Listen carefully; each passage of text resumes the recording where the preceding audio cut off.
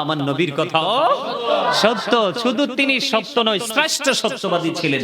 এটা ইহুদি নাসারারা বক্তব্য দিয়েছে। কারা? বেঈমান কাফের মুশরিকেরা বলেছে আমার নবী নাকি শ্রেষ্ঠ সত্যবাদী ছিলেন, তিনি নাকি আল আমিন ছিলেন। আর জোরে কন্না সুবহানাল্লাহ। আমরা কিন্তু সেই নবীর উম্মত হওয়ার পরে আমরা কিন্তু আল আমিন হতে পারি না। এখনকার মানুষ কি মানুষকে বিশ্বাস করে? বিশ্বাস গ্রহণযোগ্যতা কি আছে? নাই। কারণ আমরা যতই বেশি রাসূলের আদর্শ থেকে দূরে সরে যাব, ততই কিন্তু আমরা আমাদের জীবনকে একটা নোংরামির দিকে ঠেলে দিব। ঠিক না ঠিক? আরো জোরে। ইমাম হুসাইন শাহাদাত বরণ করেছেন অত্যন্ত নির্মমতার মধ্য দিয়ে। তিনি 61 হিজরিতে কারবালার ময়দানে শাহাদাত বরণ করেছেন। যেই নবী না হলে কিছু হতো না, যেই নবী না হলে আসমান জমিন চন্দ্র সূর্য গ্রহ নক্ষত্র কোনো কিছুই হতো না, ইভেন আমরাও হতাম না। সেই নবীর কলিজার টুকরা মা খাতুনে জান্নাত ফাতেমার সুযোগ্য কলিজার টুকরা সন্তানকে ফুরাত নদীর পানি দেয়। এত নিষ্ঠুরতার মধ্য দিয়ে তিনি শাহাদাত বরণ করেছেন। কেন? সত্য এবং মিথ্যার পার্থক্যটা আমাদের কাছে তুলে ধরার জন্য। তিনি শহীদ হয়ে শাহাদাত বরণ করে তিনি আমাদেরকে শিখিয়ে দিয়েছেন যে অন্যায়ের কাছে কখনো ন্যায় মাথা নত করতে পারে না। ইয়াজিদ এবং তার বাহিনী তারা পরিপূর্ণ অপরাধের দিকে ছিল, আর ইমাম হুসাইন রাদিয়াল্লাহু তাআলা আনহু তার সঙ্গীরা পুরোই কিন্তু আমার রাসূলের আদর্শ লালন করে সেটাকে বাস্তবায়ন করার লক্ষ্যে তারা রাস্তা অতিক্রম করেছিল। সত্য এবং মিথ্যার লড়াইয়ে আসলে বিজয়ী হয়েছে কে? ইমাম হুসাইন রাদিয়াল্লাহু তাআলা আনহু, ঠিক না? ইয়াজিদ মনে করছে অনেক বড় যুদ্ধ সমাপ্ত ঘোষণা করেছে, আসলে কিন্তু অনেক বড় যুদ্ধের সমাধান হয়নি। কতলে হুসাইন আসল মে মর গিয়া জিদ হে, ইসলাম জিন্দা হোতা হে হার কারবালা কি বাত। আর জোরে সুবহানাল্লাহ। আমি নমরুদের কবল থেকে রক্ষা করেছিলেন, সেটাও ছিল এই মুহররম মাস। সুবহানাল্লাহ। আজ ভি হো জো ইব্রাহিম কা ইমা পয়দা, আগ কর सकती है अंदाजे गुलिस्ता पैदा। আরে জোরে জোরে সুবহানাল্লাহ। আর মহব্বতে ফেরাউনের সাথে কি হয়েছিল? কথা কয় না। মুসা নবী যুদ্ধ করছে না? আল্লাহ রাব্বুল আলামিন বনি ইসরাইলের জন্য এবং মুসা কালিমুল্লাহর জন্য নীল নদীর উপর দিয়ে 12টা রাস্তা তৈরি করে দিয়েছিলেন। কয়টা রাস্তা? 12টা রাস্তা করে দিয়েছিলেন। মুসা কালিমুল্লাহ উনি পার হয়ে গেল, যাকে বলা হয় কালিমুল্লাহ। মুসা স্পোক টু আল্লাহ। মুসা কার সাথে কথা বলেছেন? আল্লাহর সাথে কথা বলেছেন। মুসা কালিমুল্লাহ পার হয়ে গেল, আর ফেরাউন তার সঙ্গে নীল নদী আল্লাহ কি করেছেন? লোহিত সাগরে ডুবাইয়া মারছে। সুবহানাল্লাহ কন্না। এই খুশিতে ইহুদিরা রোজা রেখেছে। কারা রোজা রেখেছে? ইহুদিরা রোজা রেখেছে। আমার রাসূল মদিনায় এসে দেখলেন এই দিনে ইহুদিরা রোজা রাখছে। কোন দিন? সেই দিন মুহররমের 10 তারিখ, আশুরার 10 তারিখ রোজা রাখছে। ব্যাপার কি? আপনারা এই দিনে রোজা রাখছেন কেন? কয় নবী গো, এই দিনে রোজা রাখার কারণ হলো আল্লাহ রাব্বুল আলামিন এই মুহররমের 10 তারিখে মুসা নবীকে ফেরাউনের খপ্পর থেকে কি করেছিলেন? বাঁচিয়েছিলেন, রক্ষা করেছিলেন। লোহিত সাগরে ফেরাউন তার দলকে ডুবিয়ে মেরেছিলেন। সেই খুশিতে আমরা রোজা রাখি। সুবহানাল্লাহ।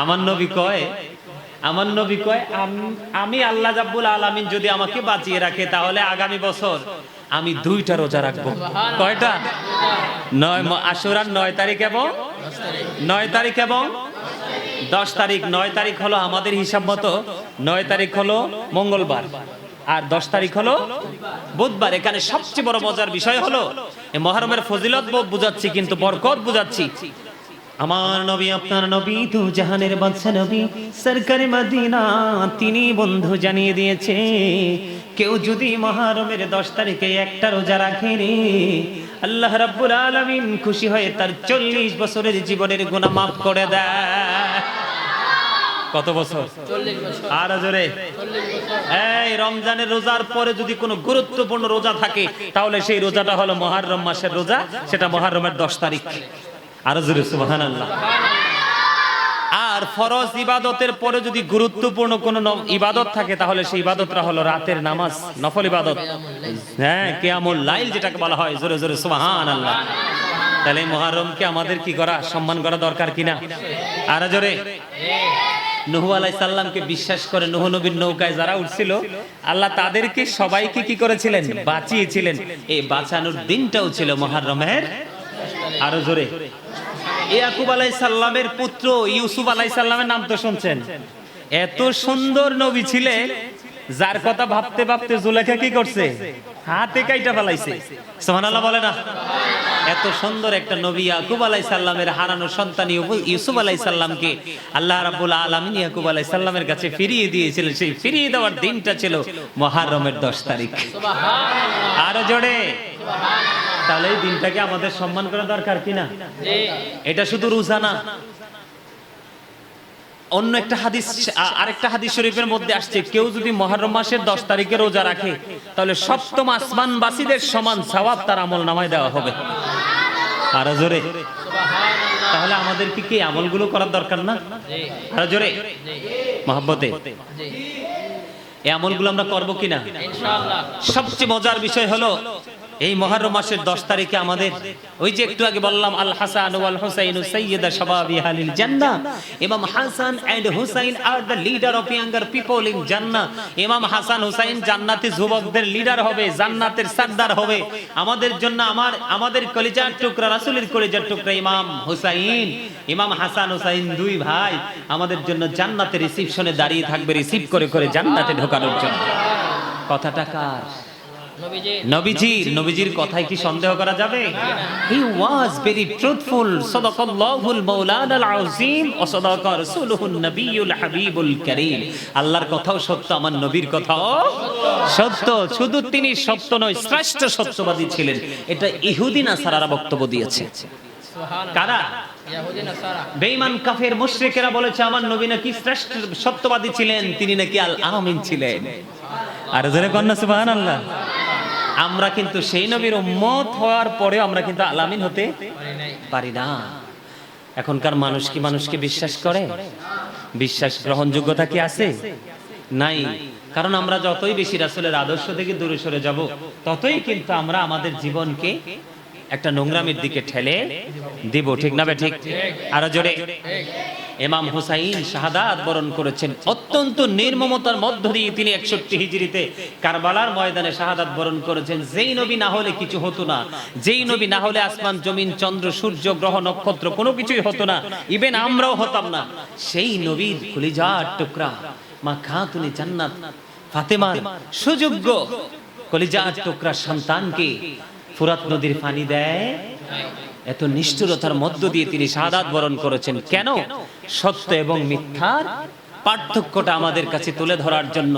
তিনি শহীদ হয়ে শাহাদাত বরণ করে তিনি আমাদেরকে শিখিয়ে দিয়েছেন যে অন্যায়ের কাছে কখনো ন্যায় মাথা নত করতে পারে না।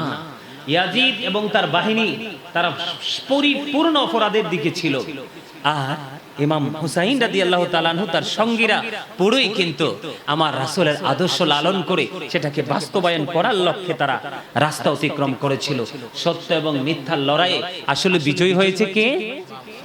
ইমাম হুসাইন রাদিয়াল্লাহু তাআলা আনহু। ঠিক না?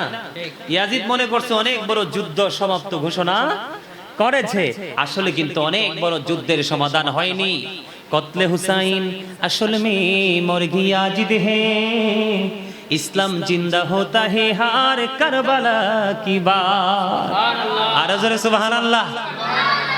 আর ইয়াজিদের মরণ তো পদে পদে হয়েছে, যুগে যুগে হয়েছে, আরো হচ্ছে, এবং কি কাল হাসরের ময়দানে আমরা তার কঠিন যে সাজা, তার নির্মমতা আমরা দেখতে পাবো। ঠিক কিনা বলেন? আর ইমাম হুসাইনকে লালন করছে অসংখ্য অগণিত নবীর প্রেমিকেরা। ঠিক না ঠিক? আসলে কি সেই 61 হিজরির যে শাহাদাত, সেই শাহাদাতে কি ইমাম হুসাইন রাদিয়াল্লাহু তাআলা আনহু কি বিজয়ী হয় নাই? অবশ্যই তিনি বিজয়ী হয়েছেন।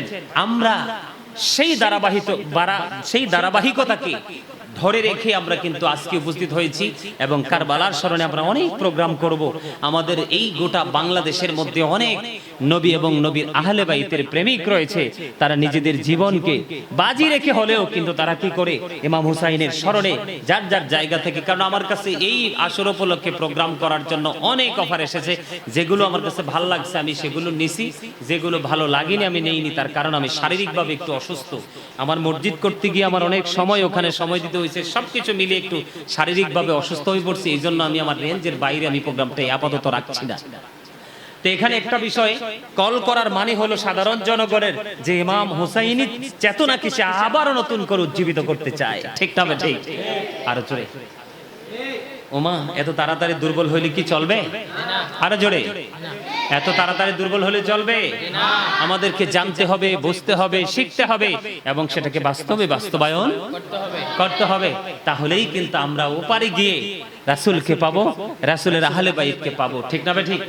আরো জোরে, ইমাম হুসাইনকে কষ্ট দিলে আমার নবী কষ্ট পায়, আমার নবীকে কষ্ট দিলে আল্লাহ কষ্ট পায়, আর আল্লাহ কষ্ট পাইলে তার ঠিকানা কোথায়? জাহান্নাম। জাহান্নাম। ইমাম হুসাইনকে ভালোবাসলে, নবীর পরিবার আহলে বাইতকে ভালোবাসলে নবীকে ভালোবাসা হয়ে যায়। আর নবীকে ভালোবাসতে পারলে আল্লাহর ভালোবাসা পাওয়া যায়। আর যারা আল্লাহর ভালোবাসা পায় তাদের ঠিকানা শেষ গন্তব্য কোথায়?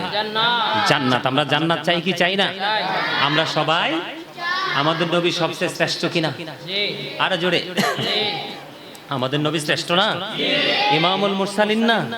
যিনি নবীদেরও আর জোরে, তিনি নবীদেরও সম্মানিত উপস্থিতি। আমরা যদি ভালোবাসতে হয় সবাইকে পরিপূর্ণভাবে ভালোবাসতে হবে। আমরা কিন্তু একদিক ধরতে পারবো না, আরেক দিক ছাড়তে ধরলে আমরা পুরোপুরি ধরবো, ছাড়লে আমরা পুরোপুরি ছাড়বো। ধরবো ইয়া হুসাইনি আদর্শকে, আর ছাড়বো আমরা ইয়াজিদি আদর্শকে, ঠিক না ঠিক? ইয়াজিদ কি লালন করতে পারবো? করলে কি আমাদের ঈমান থাকবে? ইয়াজিদ ইজ ক্যারেক্টারলেস, ইয়াজিদ চরিত্রহীন, তাকে কখনোই কোনো, আরে যারা মুনাফিক তাদের ঘরেও কিন্তু ইয়াজিদ রাখে না সন্তানের নাম। যদি ইয়াজিদের পক্ষে কথা বলে, কিন্তু মুনাফিকের ঘরেও ইয়াজিদের নাম রাখে না, তার নাম চিরতরে মুছে গেছে। কিন্তু আমরা কারবালা নিয়ে যখন আলোচনা করি তখন কিন্তু আমাদের অটোমেটিক্যালি এই পাপিষ্ঠ নামটা আমাদের মুখে অটো এসে যায়, কারণ তাকে না বললে তো নেগেটিভ সাইড তুলে না ধরলে তো পজিটিভটা বোঝা যাবে না। এই জন্য কিন্তু আমরা তাকে, না হয় পৃথিবীর কোনো মুমিন কোনোদিন এই ইয়াজিদের নামটা কোনোদিন মুখে নিত না, ঠিক না ঠিক? তো এই জন্য আমি সবাইকে বলতে চাই, আমরা এই আশুরার মাসটাকে একটু সম্মান করবো। আজকে আমি যেহেতু সামনে 10 তারিখ, আমি আজকে একটু আমল নিয়ে কথা বলবো। আমি আমল নিয়ে কথা বলবো। সে আমলের মধ্যে অন্যতম হলো, আপনাদের মধ্যে যদি কেউ অসুস্থ থাকে, আপনারা তাকে এই আশুর উপলক্ষে তাকে একটু কি করবেন? সেবা করবেন বেশি করে। কারণ রাসূল বলেছে, এই মুহররমের 10 তারিখে কেউ যদি কোনো অসুস্থ রোগীকে সেবা করে, সেই জন্য গোটা মুসলিম উম্মাহকে সেবা করলো, সেই সওয়াব তার আমলনামায় দেওয়া হবে। সুবহানাল্লাহ। আপনি সেবা করেছেন কার? একটা অসুস্থ ব্যক্তির, কিন্তু গোটা পৃথিবীর মুসলমান, অসুস্থ মুসলমানকে সেবা করার সমান সওয়াব আপনি পেয়ে যাবেন। সুবহানাল্লাহ। আরো জোরে সুবহানাল্লাহ। দেখেন, এই মুহররমের 10 তারিখে কেউ যদি রোজা রাখে, কি রাখে? মুহররমের 10 তারিখে কেউ যদি রোজা রাখে, রোজা রাখার পরে একজন মুমিন আরেকজন মুমিনকে যদি ইফতার করায়, কি করায়? ইফতার করায়, তাহলে আমার রাসূল বলেছেন সে যেন গোটা পৃথিবীর মুসলমানকে ইফতার করালো, সেই সমপরিমাণ সওয়াব তার আমলনামায় দেওয়া হবে। সুবহানাল্লাহ। আমাদের এলাকায় আশেপাশে অনেক এতিম দুস্থ মানুষ আছে না? আমার রাসূল জানিয়ে দিয়েছেন, কেউ যদি আশুর উপলক্ষে কোনো এতিমের মাথায় হাত বুলিয়ে দেয় মুহররমের 10 তারিখে, তাহলে ওই এতিমের মাথায় যতগুলো চুল রয়েছে ততগুলো চুলের সমপরিমাণ নেক তার আমলনামায় দেওয়া হবে। সুবহানাল্লাহ। আরো জোরে সুবহানাল্লাহ। আরো জোরে সুবহানাল্লাহ। মহব্বতে সুবহানাল্লাহ। আমি আপনাদেরকে একটা নামাজের কথা বলবো, আপনারা পারলে, যারা তাহাজ্জুদ পড়েন তারা পারবেন, আপনারা মা বোনদেরকে বাড়ি গিয়ে বলবেন আশুরার 10 তারিখ, তার মানে মঙ্গলবার রাত